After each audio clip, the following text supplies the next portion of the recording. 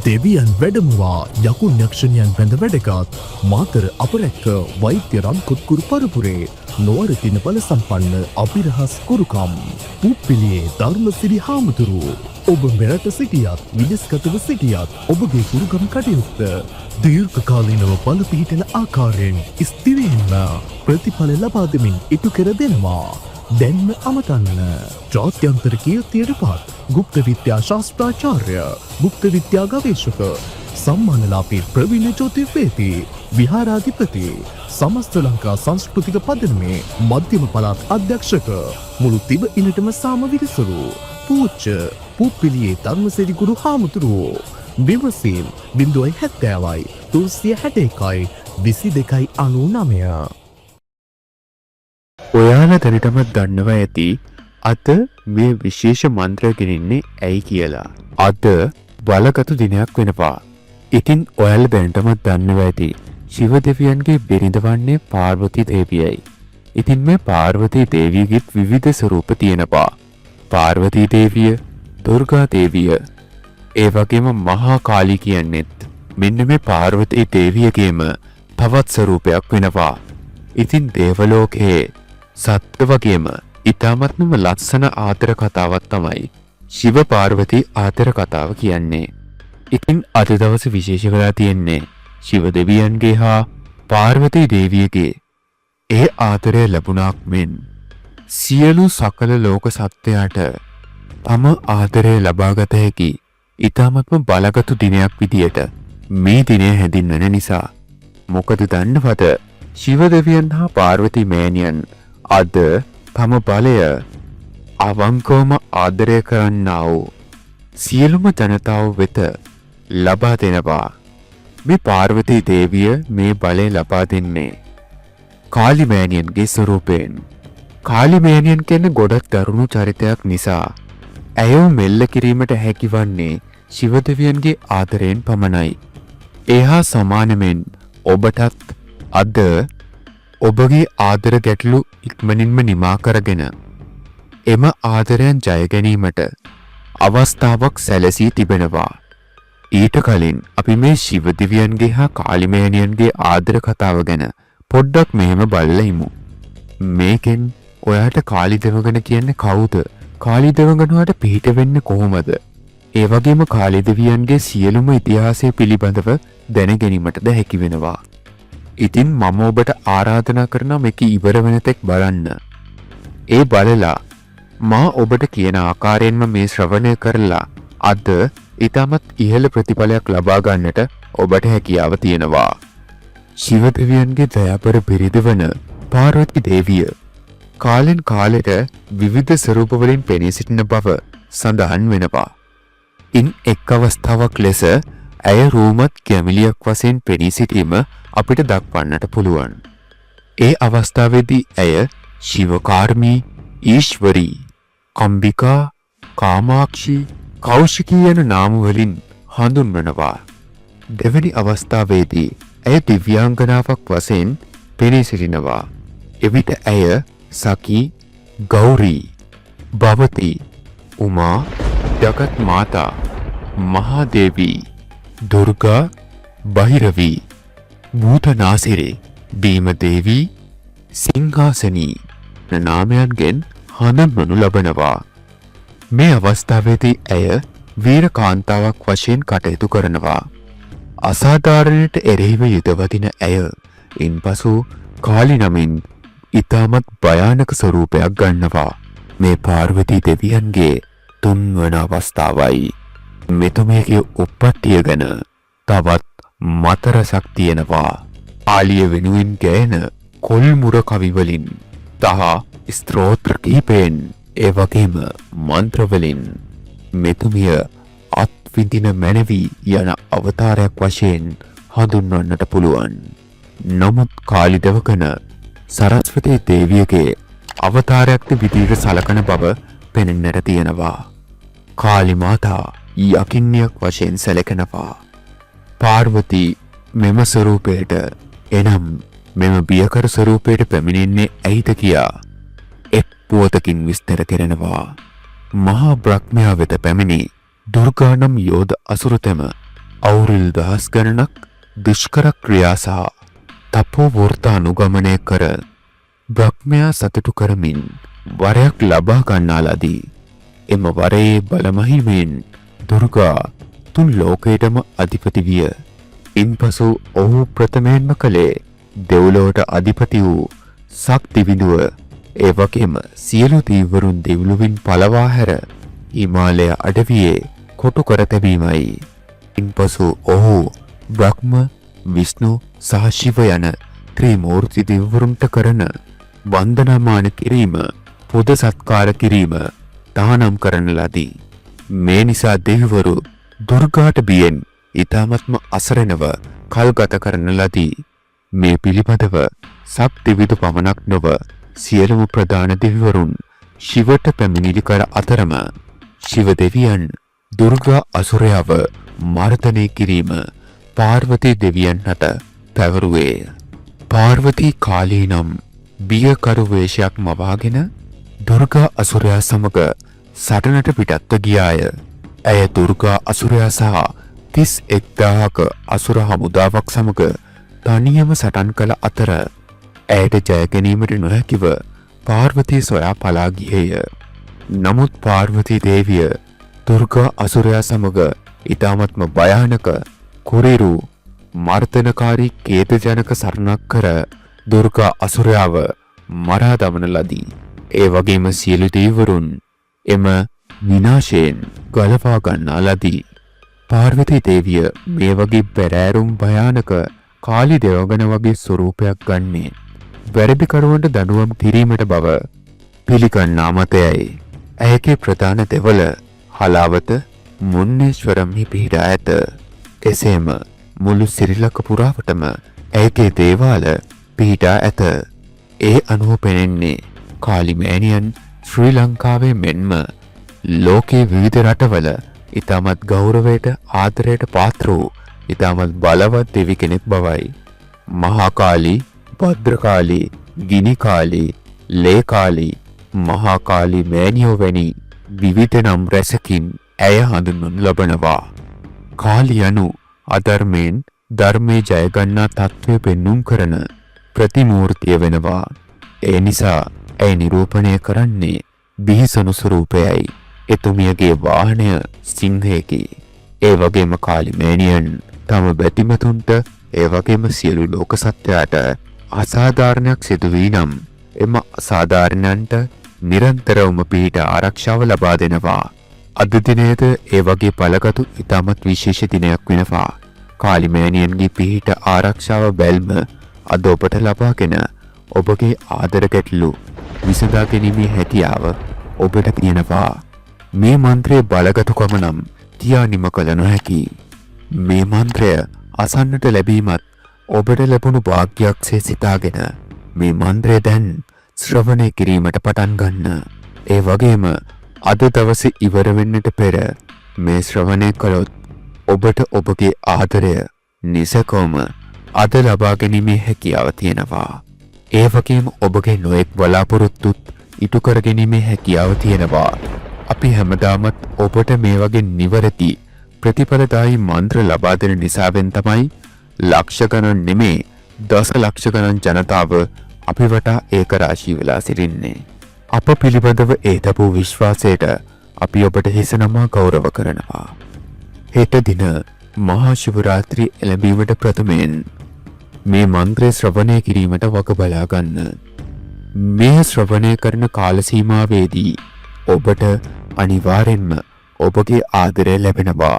එසේ නොමැතිනම් ආදරය ලැබෙනවා කියලා ඔබට ඉඟියක් හෝ ලැබෙනවා. ඒ වගේම මෙය ඊටමත්ම විශ්වාසයෙන් භක්තියෙන් ශ්‍රවණය කරන්න නිස්කලංක පරිසරයකට ගොස් ශ්‍රවණය කිරීමට වග බලා ගන්න. කාලිමෑණියන්ගේ රුව හිතේ ජනනය කරගෙන මේ ශ්‍රවණය කිරීමට පටන් ගන්න. ඔබට කාලිමෑණියන්ගේ පිහිට ආරක්ෂාව ඇල්ම බැල්ම නොමදව ලැබේවා. ඔබගේ සියලුම දුක් ගැටලු දුරු වී ඔබගේ ජීවිතය සාර්ථකත්වයට පත් වී ඔබගේ ආදරය ඔබට ලැබෙන්න කියලා ආශිර්වාද අපි හදවතින්ම ඔබ වෙනුවෙන් ප්‍රාර්ථනා කර සිටිනවා. ඔබට සියලු දිවි දේවතාවුන් වහන්සේලාගේ පිහිටයි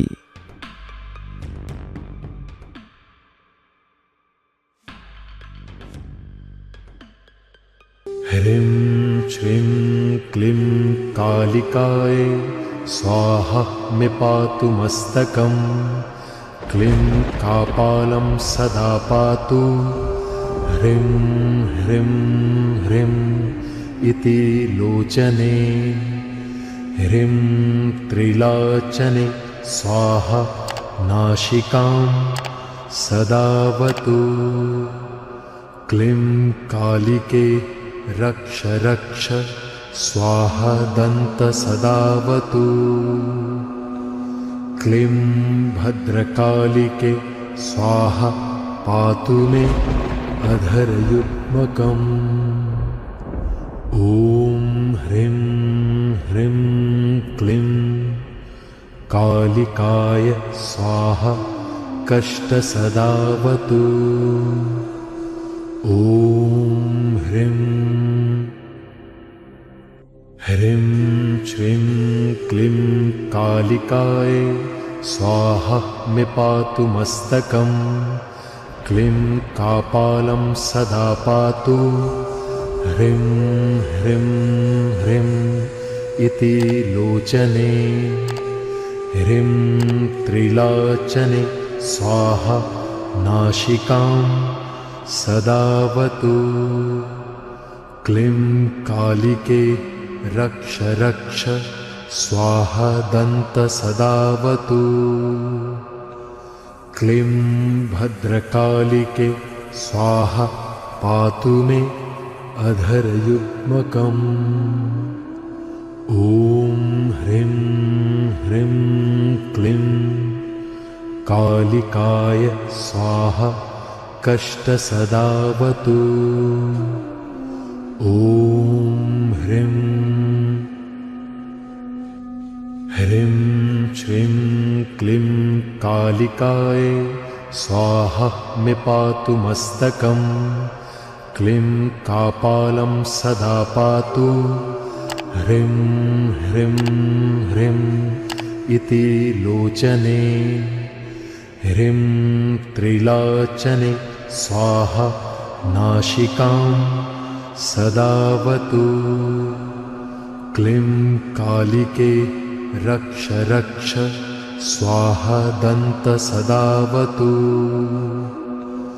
क्लीं भद्रकालिके स्वाहा पातु मे अधरयुग्मकम् ॐ ह्रीं ह्रीं क्लीं कालिकाय स्वाहा कष्टसदावतु ॐ ह्रीं ह्रीं श्रीं क्लीं कालिकाय स्वाहा मे पातु मस्तकं क्लीं कापालं सदा पातु ह्रीं ह्रीं ह्रीं इति लोचने ह्रीं त्रिलोचने स्वाहा नासिकां सदावतु क्लीं कालिके रक्ष रक्ष स्वाहा दन्त सदावतु क्लीं भद्रकालिके स्वाहा पातु मे अधरयुग्मकम् ॐ ह्रीं ह्रीं क्लीं कालिकाय स्वाहा कष्टसदावतु ॐ ह्रीं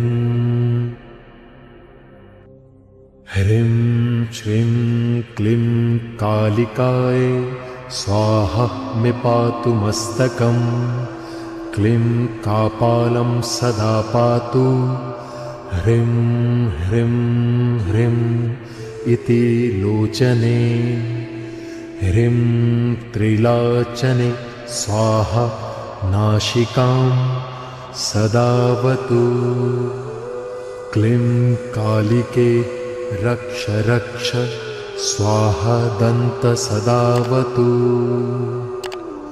क्लीं भद्रकालिके स्वाहा पातु मे अधरयुग्मकम् ॐ ह्रीं ह्रीं क्लीं कालिकाय स्वाहा कष्टसदावतु। ॐ ह्रीं ह्रीं श्रीं क्लीं कालिकाय स्वाहा मे पातु मस्तकं। क्लीं कापालं सदा पातु। ह्रीं ह्रीं ह्रीं इति लोचने।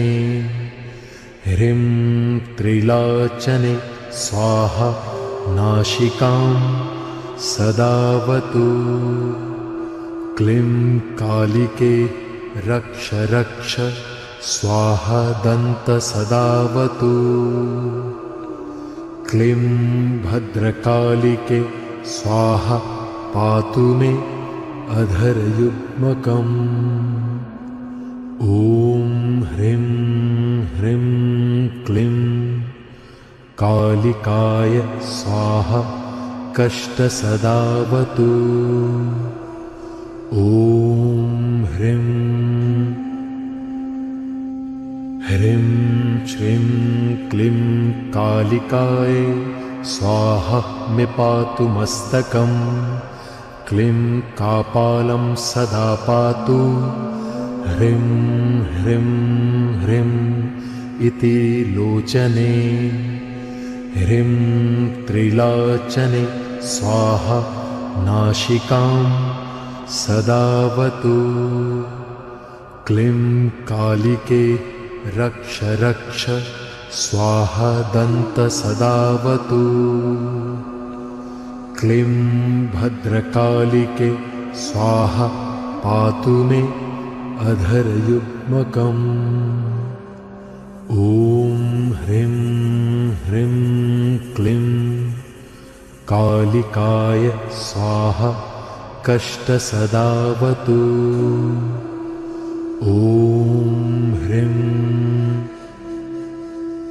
ह्रीं श्रीं क्लीं कालिकाय स्वाहा मे पातु मस्तकं।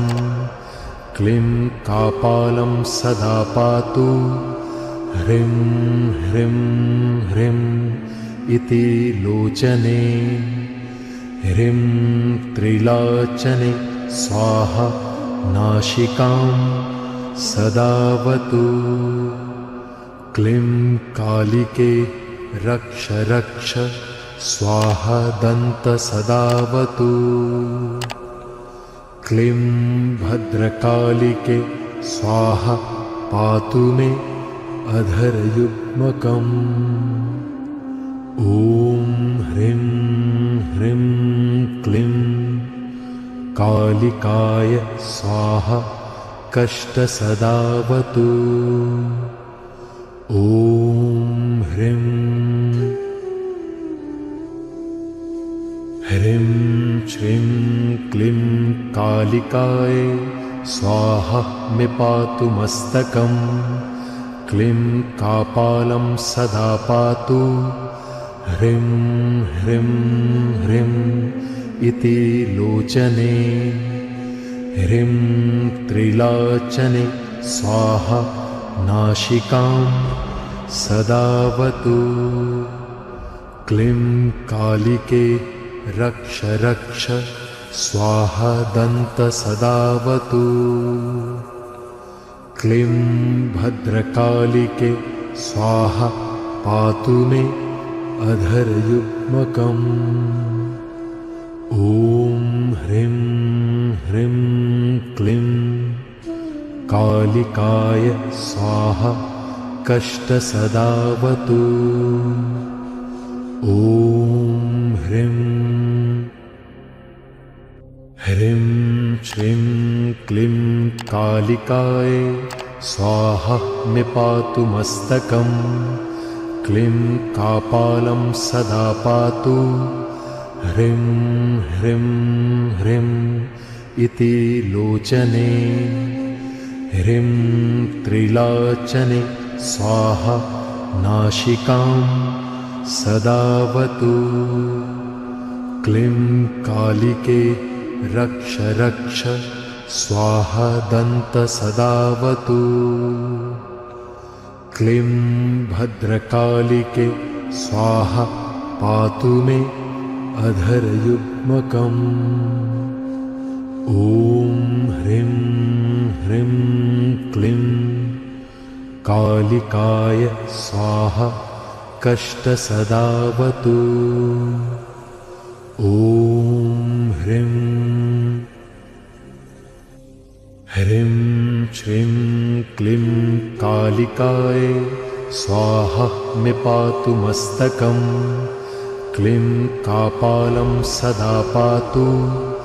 ह्रीं ह्रीं ह्रीं इति लोचने। ह्रीं त्रिलोचने स्वाहा नासिकां सदावतु। क्लीं कालिके रक्ष रक्ष स्वाहा दन्तसदावतु। क्लीं भद्रकालिके स्वाहा पातु मे अधरयुग्मकम्। ॐ ह्रीं ह्रीं क्लीं कालिकाय स्वाहा कष्टसदा